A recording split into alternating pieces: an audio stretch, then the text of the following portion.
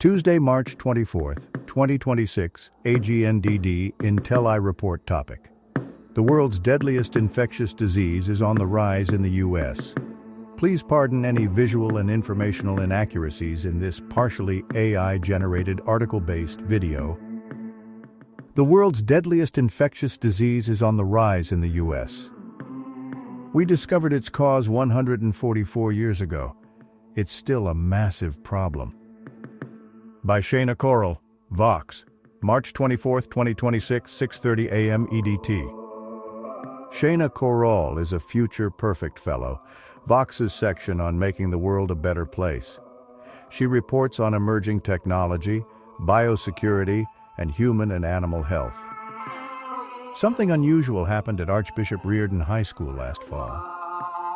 In September, a student in the Bay Area school went to see a healthcare provider for a cough that wouldn't go away.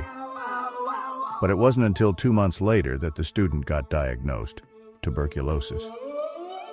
The San Francisco Department of Public Health, SFDPH, launched an investigation which revealed a surprisingly high rate of latent tuberculosis, meaning that people were infected by the Mycobacterium tuberculosis bacteria, but their infections had not yet progressed to active and contagious disease at the school.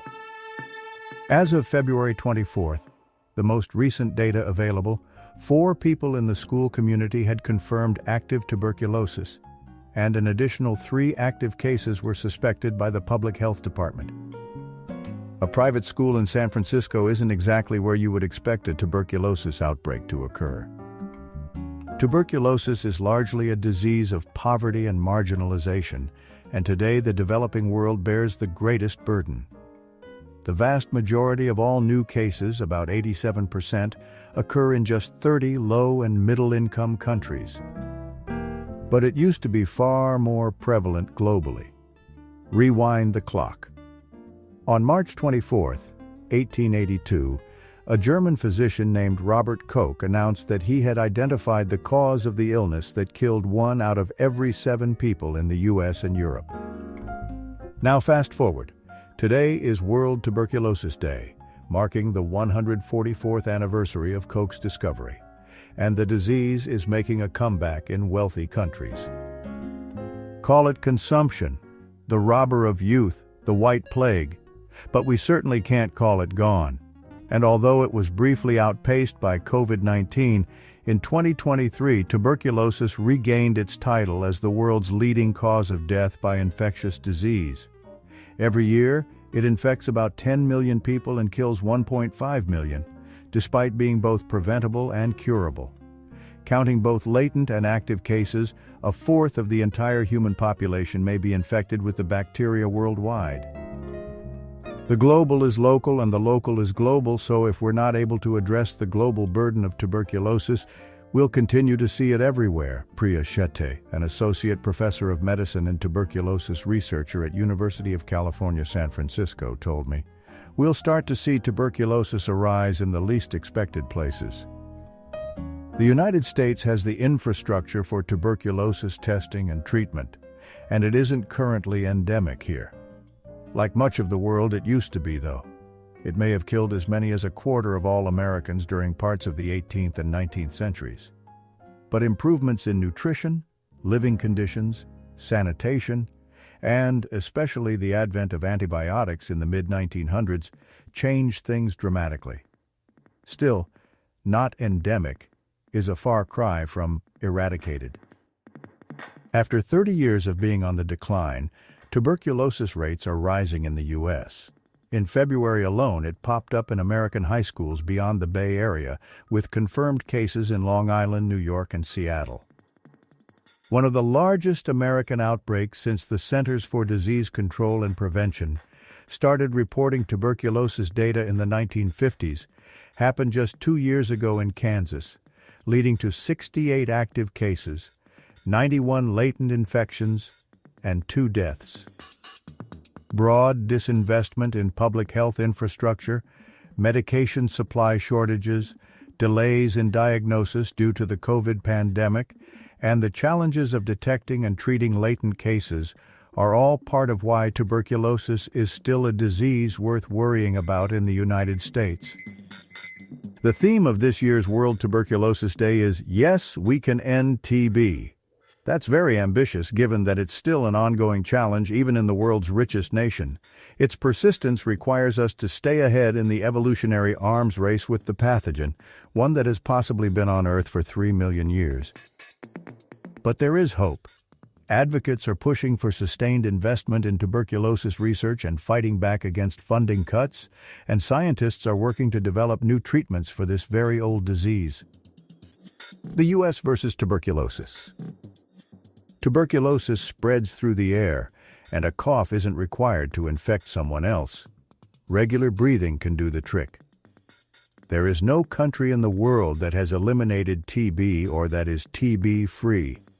Luchika Ditiu, a physician and the executive director of the Stop TB Partnership, told me, "As long as we breathe, we are all at risk."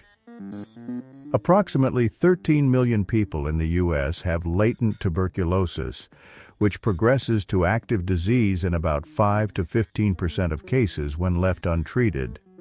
Tuberculosis preventative treatment, TPT, for latent cases can clear up the infection in as little as 3 months with appropriate antibiotics, but a lack of access to these medications or delays in diagnosis often prevent patients from starting TPT.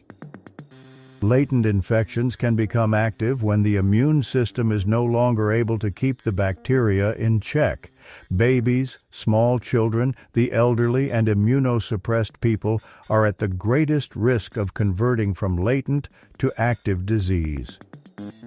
Our health is not constant over the course of our lives.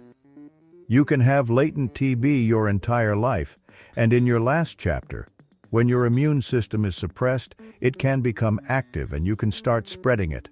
R.C. Sadoff, a public health researcher at Johns Hopkins University and team member of Zero TB in Kids, which provides tuberculosis screening and treatment for children in South Asia in settings where people live in close proximity like boarding schools and monasteries. The powder keg is already everywhere.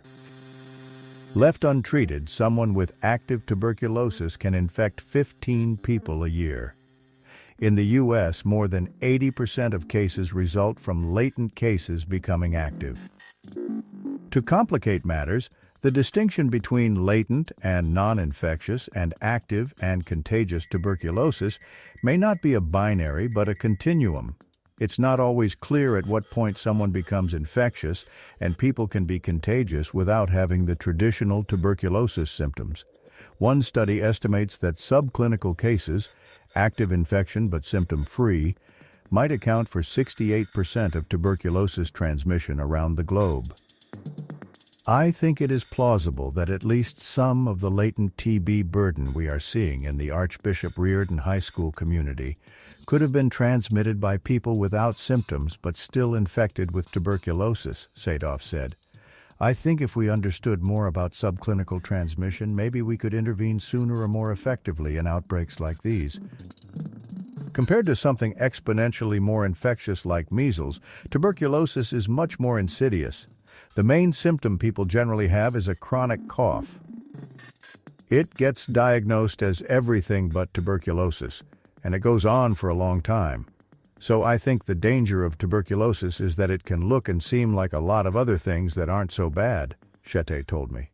When people have night sweats, another common symptom of tuberculosis, they're more likely to think it's hot flashes than tuberculosis, she said. It takes a bit more vigilance to think about TB. Delays in TB diagnosis were exacerbated by COVID, and that impact still has not been reversed. Today, new tuberculosis patients are often sicker by the time they're diagnosed than they were in pre-pandemic caseloads. Delays in diagnosis and treatment mean more time for the disease to spread unabated, a greater chance that the bacteria will develop antibiotic resistance, and more preventable suffering. Successful tuberculosis treatment also requires sticking to a schedule of several antibiotics for months, so that the bacterium does not develop resistance to the medication. Another major barrier to combating the disease in the U.S. is cost. According to the California Department of Public Health, TPT for latent tuberculosis can cost one patient around $857 for a 3 to 4 month course of treatment.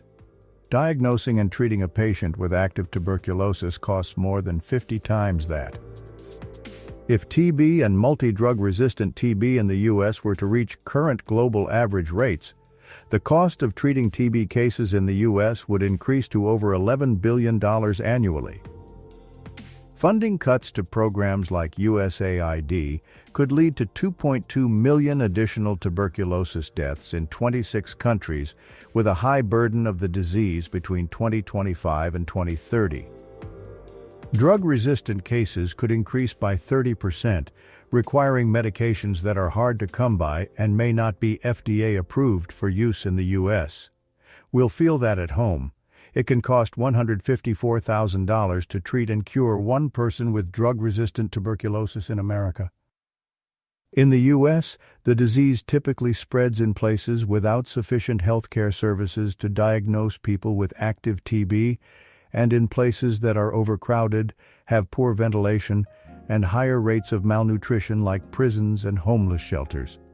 As in other parts of the world, the most marginalized in the U.S. are at the greatest risk, and treating them is more difficult. It takes a weak health system in a high-income country to produce a tuberculosis outbreak, Sadoff told me. Whenever there's a TB outbreak in America, something is wrong.